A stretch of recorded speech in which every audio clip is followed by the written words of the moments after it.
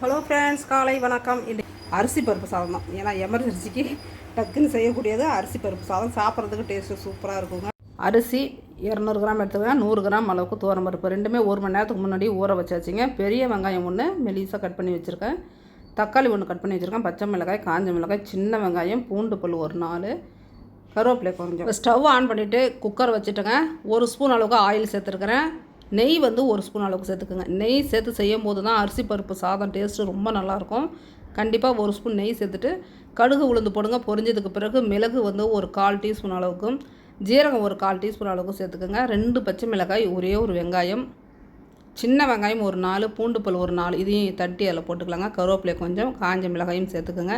வெங்காயம், பூண்டு இதெல்லாம் நல்லா வதங்கினதுக்கு பிறகு நம்ம தக்காளி சேர்த்துக்கலாங்க. இந்த அரிசியோட அளவு பார்த்தீங்க அப்படின்னா 200 கிராம் அரிசி, 100 கிராம் அளவுக்கு துவரம்பருப்பு ரெண்டுமே செய்கிறதுக்கு முன்னே 1 மணி நேரத்துக்கு முன்னாடி ஊற வச்சுருங்க. ஊற வச்சு செய்தீங்க அப்படின்னா சீக்கிரம் வெந்துடும்.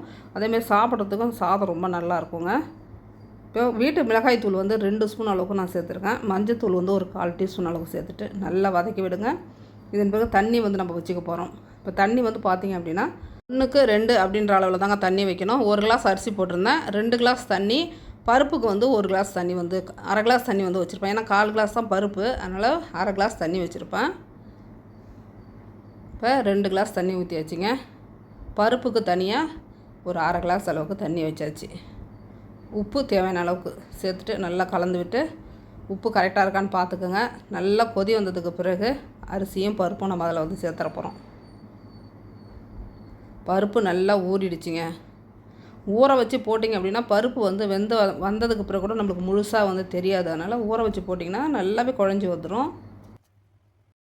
இப்போ அரிசியும் பருப்பும் சேர்த்தாச்சுங்க. நல்லா கலந்து விட்டுட்டு குக்கரை மூடி வச்சிடலாம். மூடி ஒரு 3 விசில் விடுங்க. சாதம் நல்லாவே வந்துடும்.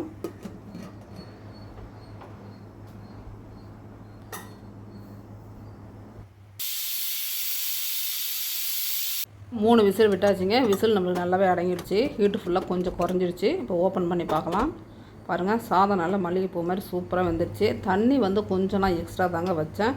தண்ணி வந்து கரெக்டாக இழுத்து சாதம் தனித்தனியாக உதிரியாக இருந்தது அப்படின்னா நீங்கள் உடனே சாப்பிட்டிங்கன்னா ஓகே. கொஞ்சம் நேரம் வச்சுருந்து சாப்பிட்றதுக்கு இந்த அளவு கொஞ்சம் தண்ணி எக்ஸ்ட்ரா இருந்தது அப்படின்னா நம்ம குக்கர்லேயே வச்சுருக்கும் போது அந்த தண்ணி ஃபுல்லாக ட்ரையாக இழுத்துக்குங்க. இப்போ நம்ம திறந்து பார்க்கும்போது கொஞ்சம் தண்ணியாக இருக்குது இல்லைங்களா. கொஞ்சம் நேரம் கழித்து பார்த்தீங்கன்னா ஒரு 1/2 hour கழித்து நீங்கள் சாப்பிட்ணுன்னு நினச்சிங்க அப்படின்னும்போது இந்த தண்ணி ஃபுல்லாக இழுத்துடுங்க. சாதம் நம்மளுக்கு கரெக்டாக இருக்கும். அதனால் எப்போவுமே தண்ணி வந்து நான் கொஞ்சம் எக்ஸ்ட்ரா வைப்பேன். இல்லை உங்களுக்கு வந்து இந்த மாதிரி வேண்டாம், கொஞ்சம் உதிரியாக வேணும்னா நீங்கள் தண்ணி வந்து கொஞ்சம் கரெக்டாக வச்சுக்கோங்க. சாதம் வந்து உங்களுக்கு உதிரியாகவே கிடைக்கும்.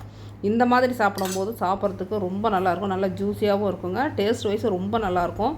அரிசி பருப்பு சாதம் எப்படி இருந்தாலும் அதனுடைய டேஸ்ட்டு அடிச்சுக்கவே முடியாது. அந்தளவுக்கு சூப்பரான ஒரு ரெசிபி. வேலை அதிகமாக இருக்க டைமில் இந்த ரைஸ் வந்து நீங்கள் ஒரு 10 நிமிஷத்தில் ரெடி பண்ணிடலாங்க. அரிசியும் பருப்பும் ஊற வச்சுட்டு ஒரு 10 நிமிஷத்தில் ரெடி ஆகிடும். அவ்வளோ சூப்பரான ரெசிபி.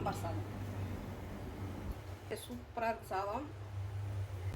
சிம்பிளான ரைஸ், டேஸ்ட்டு சூப்பராக இருக்குது.